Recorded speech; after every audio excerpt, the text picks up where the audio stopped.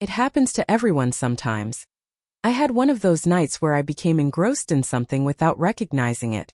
It had all begun with a banal beginning, yet there was an internal breaking point, an irreparable night. The alert on my phone made me cringe as I savored my morning brew in the kitchen. David had sent a message. I'll be returning to the office tomorrow night. Work has been exceptionally hectic recently. A storm of emotions, including fury and warmth, swept over me even before I reached the end of the sentence. A lie. These communications had become routine for me by this point. He kept coming up with fresh excuses, but I always knew the truth. Our relationship was ended. Someone else owned David's thoughts in physical form. With a clatter, I placed my coffee mug on the counter. Breathing seemed impossible. At the stove. Here at this home. All through this union. My reflection in the mirror caught my eye. I looked stunning even though I was 43 years old. My slim, tall frame, my curvy yet attractive chestnut hair, and my graceful, attractive features. But David still wasn't looking at me. My train of thinking was abruptly interrupted as the sound of laughter erupted from the living room. I have two stepson, Caleb, and his best pal, Sam. Lately they had been quite active. Sam spent his summers helping out at his uncle's auto repair business. His attractiveness was indisputable, and he was talented and slightly careless. He possessed the type of man that Dobbio admired: strong hands, broad shoulders, and an air of casual confidence. I entered the living room to find Caleb stretched out on the gaming chair and Sam buried in the couch. In the midst of their friendly competition, they were both engrossed in front of the TV. I glanced across at Sam standing next to Caleb. His sun-kissed arms, his easy smile, and the subtle lines at the corners of his eyes. Though he was young, he was clearly a man. Charming and mysterious. I drew a long breath. Quickly, I announced that I was leaving. Caleb glanced across at me, his head slightly raised. Right now? As a response, I just shrugged. Yes. I felt Sam's quick gaze at me as I walked out, but I pretended not to notice. After a lengthy period of indifference, I suddenly felt a stirring within. I cranked up the engine and headed for the heart of the city. I felt a rush of both freedom and restlessness as the sky grew darker. Entering a bar didn't seem like a terrible idea, even though I wasn't sure of my destination. I wished I could blend in with the throng and temporarily lose track of who I was. The place was rather dark when I went in. There was gentle music playing in the background while voices spoke and laughed. Sitting down at the bar, I placed my drink order. I noticed I felt relaxed for the first time in a long while when I took the first sip. It felt unusual to find myself here, sitting alone, unconcerned about the night. Simultaneously, though, I was allowing an underlying emotion to surface. I eventually became aware of the men's gazes directed towards me. Leaning closer, one of them smiled and attempted to initiate conversation. "Is this your only company?" My eyes shifted to meet his. He exuded confidence, looked dapper, and was a handsome man. But I felt no change on the inside. A disinterested grin spread across my face as I averted my gaze. Still another one came close, but they were identical. Vanishing point. Looks bad. I got out of the bar and went to my car after hanging out for a while. A shiver ran down my spine when the night air caressed me. I hopped into the vehicle and started the engine by turning the key. But that was it. Here I go again. The same old story. My vehicle would not start. As I muttered an expletive, I reached for my phone and dialed Caleb's number. It was a total bust. "Simply," I said. It was as if Caleb was nodding out. "Do you not mean this? You must be somewhere. I let you know where I am. Would you mind picking me up?" From somewhere in the background I detected movement. In the next moment Sam's voice emerged. "Very well. Get some rest, Caleb." I drew a long breath. Something sparked in me when I realized Sam was the one who was coming. I did my best to bury it though. The night was dead silent as I waited in my automobile. When Sam finally showed up though, the storm would really start. Join my channel, subscribe, and enable notifications if you're new to hearing confessions like this, and would like to show your support. Have faith in me. You will find this narrative to be among the most thrilling ones. After what seemed like an eternity, headlights materialized around the bend in the road. Sam stepped out of the vehicle and rapped on my glass. He glanced at me and arched an eyebrow as I lowered it. "I've never seen you like this before," he whispered. his smile barely visible. To put it bluntly, I was inebriated. I found myself laughing uncontrollably at the hint of playfulness in his voice. Is it really shocking? I cocked my head slightly to ask. Sam just assumed. Just a tiny bit. However, the change is pleasant. He lifted the hood after inspecting the vehicle. The only thing that came loose were the battery connectors. Seems like some troublemakers were involved. That's the reason it wouldn't turn over. Arching my eyebrows, I said, "Where is your vehicle? I thought you were driving here." Sam grinned indifferently. "I don't mind. It's clear that you're intoxicated. I can't abandon you in this state. Tomorrow I will retrieve it." We hopped in the vehicle and hit the road. After what seemed like an eternity, I finally spoke up. "Sam, were you staying at our place? Were my actions detrimental to your evening?" While maintaining his focus on the road, Sam managed a little smile. "Looking at you actually lifted my spirits." He claimed that he couldn't sleep anyhow. After we got to our house, Sam shifted to face me as we parked the car. "Am I supposed to brew some coffee?" Despite my exhaustion, his offer touched a chord. Nodding, I gave the signal. Sure, I could get behind that. In the kitchen, Sam was brewing coffee when he looked across at me. "Why are you looking so downcast, Alyssa?" The question reverberated through the peaceful kitchen. I raised my brow and met his gaze. His expression was one of genuine interest and wonder. He was really interested in my emotional state. A heavy sigh escaped me. Something inside of me had begun to unwind, but my mind was still slightly spinning. "Quite frankly, I'm not sure, Sam," I whispered. "Perhaps I do, but I'd rather not admit it." Sam leaned over the counter, inclined his head slightly, crossed his arms over his chest, and set the coffee cup on the countertop. He observed me. "Instead of doing this to yourself," he whispered gently, "something is clearly devouring you from the inside out." I let out a harsh laugh, but I did laugh. "Sam, it's not just that one thing that's making me crazy. There are many things, and they accumulate and overflow over time. I suppose that the overflow moment came tonight." I didn't understand why I wanted to tell him so much right then. But there was compassion and understanding in his voice and eyes. Their pressure made me speak. While stroking my hair, I inhaled deeply. I said that David is no longer concerned. A wave of relief swept over me as the words escaped my mouth. Nothing matters to him, not our marriage, not this house, not even me. He's been in another dimension for quite some time, and I feel like I'm floundering aimlessly. Sam never took his gaze off of me as he gave a subtle nod. "Did you go out tonight for that reason?" I looked away. Perhaps I simply desired to become disoriented. I longed to be someplace quiet, unrecognized, and undefined. Sam kept his mouth shut for a second before he smiled slightly. "Having someone come looking for you can be just what you need if you're trying to disappear." Something inside of me started to crumble at that very second. I was aware, though, that I had to repress it. To no avail, I stood up and shook my head. Unfortunately, Sam sprung into action and seized my arm just as I tripped.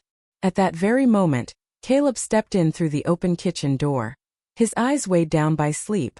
On top of scratching his eyes, his hair was in a disheveled state. As he yawned, he announced, "Your return." Looking at me, he scowled. "Are you all right, Alyssa?" Smiling, I looked about. "Hey Caleb, I'm good. Just slightly inebriated, nothing more." Caleb looked at Sam with a puzzled expression on his face. Sam, however, exhibited his customary laid-back attitude by only smiling slightly. "Caleb, it's all right. I took her home, and he assured me she would be okay after a good night's sleep." A nod and a sigh came from Caleb. "Sure, no problem. Thank you, Sam.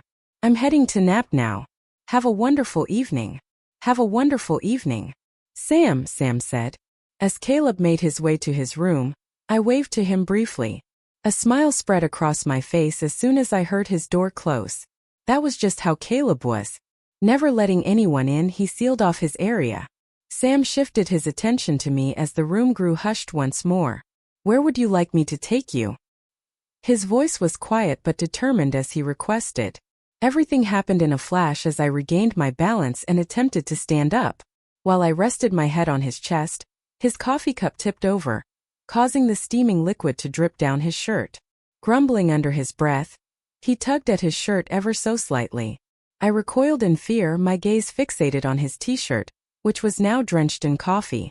Cloth clung to his bosom, revealing his toned biceps. Despite knowing better, I couldn't help but stare. Sam smiled slightly as he glanced in my direction. This is probably something I need to work on. Sucking hard, I choked. There must be something in David's room, so hurry up and find it. When I said that Caleb had shut his door as usual, I couldn't help but smile. Uncontrollably. Walking hand in hand, we made our way to the bedroom. Sam steadied me by placing a gentle touch on my back as we strolled. However, the sensation of that touch was overwhelming.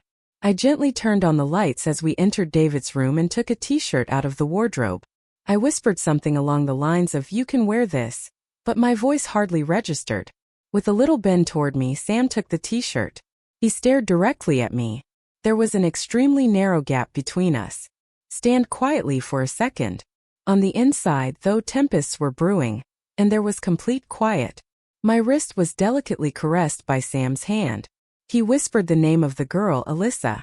For some reason, hearing that voice broke me. Reason being, it had been quite some time since I had heard David's voice like that. I had never before let a man gaze at me in such a way. But now I was in this place, and Sam's eyes were fixed on me. Sam shook his head slightly and looked away from me. As he started to remove his shirt, he reassured her that it was nothing. I tried to stifle the emotion, but it wouldn't go away. I felt myself slipping out of his grasp as I beheld his physique, the muscular definition materializing before my eyes. I felt compelled to intervene when Sam started to put the t-shirt on. That voice was heard by me. I said, "Stop," in a gentle but determined tone. As soon as Sam laid eyes on me, he halted, his hands clenching his t-shirt close to his chest. "Why?" His voice quivering slightly, he inquired. I moved closer, keeping my gaze fixed on his. I finally let go of all the feelings I had repressed for a long time, and the bravery I mustered was fueled by booze. "Many attractive, accomplished men approached me at the bar tonight," I said, maintaining eye contact with him the whole time. They were all vying for my attention. Without uttering a word, Sam gulped. All he did was observe me. I forced myself to go further after taking a long breath. "However, Sam, you have an impact on me that none of them have." The weight of my remarks lingered. The room's hushed stillness blended with the cadence of our pulses. While his pupils briefly averted from mine, Sam's respiration rate increased. However, he was also betraying the inner struggle he was experiencing. I met his eyes. "Specify the reason." Sam seemed to speak, then shut his lips again. It appeared as though he was at a loss for words. However, I could tell everything from the expression on his face. At last, he dipped his head ever so slightly and spoke in a calm, steady tone. "Alyssa, I've always felt that you were different from the start." I was startled to my very core. We were so near now that I could feel his breath against my cheek. Where to place my hands was a mystery to me. I was bewildered. However, I also experienced a heightened sense of clarity. My cheek was delicately stroked by Sam's hand. He warned us against doing this. However, his delivery fell flat. As his touch warmed me, I closed my eyes. My voice barely above a whisper, "But I could tell you want to." Sam finally decided to stop being so hesitant at that very moment. He dipped his head, his mouth getting close to mine. And at long last, he kissed me, releasing all the pent-up feelings that had been coursing through me for years. He was cautious and tender at first, but it became worse when I remained glued to him. He reached down and grabbed my waist, drawing me in closer. I could feel his heartbeat beneath his muscles when I put my fingertips on his chest. At this very second, the sensation, there was no reason for it to be correct, but somehow it seemed just right. Until we were both out of breath, we kissed. However, this was merely the first stage. The taste of Sam's breath remained on my mouth. There was an electric charge in the air between us, and we had gone too far. But all of a sudden, Sam retreated, his gaze fixed on mine as though he were trying to process what he had done. "Are you Caleb?" Whispering, he expressed his worries with a hint of longing in his voice. I maintained eye contact with him the whole time and grinned. "In his room," I exclaimed. Uneven breathing persists. "I can't open the door." "Let us know if it opens." Sam paused briefly. And then, as if something else had just occurred to him, he inquired, "David?" As I smirked and boldly shook my head, I couldn't tear my eyes away. "Tonight, he will not return home." Some strange lightness washed over me as I spoke those words. I felt liberated, as if I had just escaped from a long-term prison. Even though Sam had been staring at me before, his expression had changed from hesitancy to submission. Keeping my voice low but invitingly loud, I suggested that we lock the door as well. Sam's respiration became faster, and his pupils widened. After a little interval, he gently pulled the door shut. The room resounded with the gentle sound of the lock's click, heightening the tension in our relationship. However, when he pivoted around, his gaze fell upon my dress sprawled out on the floor. I was resting on the bed when he looked up in shock. I could sense his breath caught as he gently glanced over me. His eyes betrayed both his hesitancy and an underlying longing that he was doing his best to repress. Totally still, I simply observed him. "Sam, what are your plans?" I inquired, my tone low and serious. Something inside Sam cracked at that same second. He cautiously advanced while maintaining eye contact with me. Approaching the bed with steady strides, he leaned in closer to my face, knees on the mattress. He couldn't take his gaze off of me.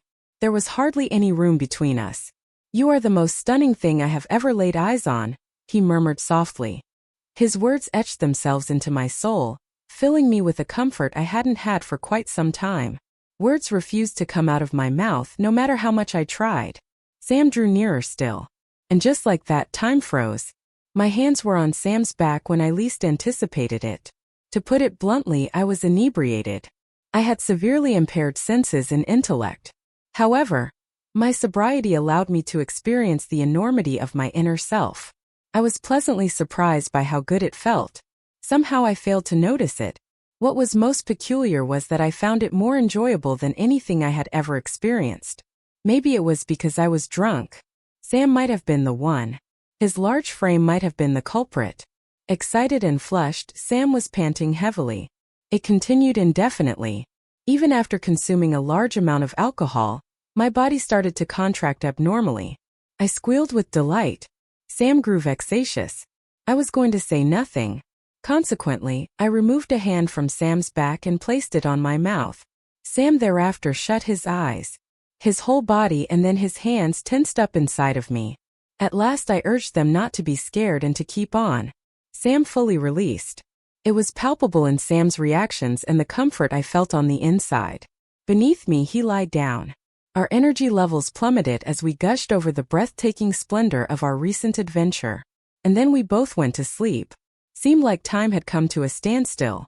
I opened my eyes and stirred ever so slightly as the night progressed. I could make out Sam seated on the bedside table in the room's muted lighting. After a little pause, he reluctantly took his t-shirt off the floor. "I recently viewed."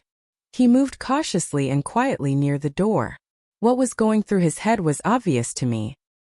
He was taking every precaution to avoid being discovered by Caleb or David. A reasonable person would have expected it. However, reasoning wasn't the only issue here. Smiling, I looked about. I spoke softly after Sam as he quietly opened the door and went out.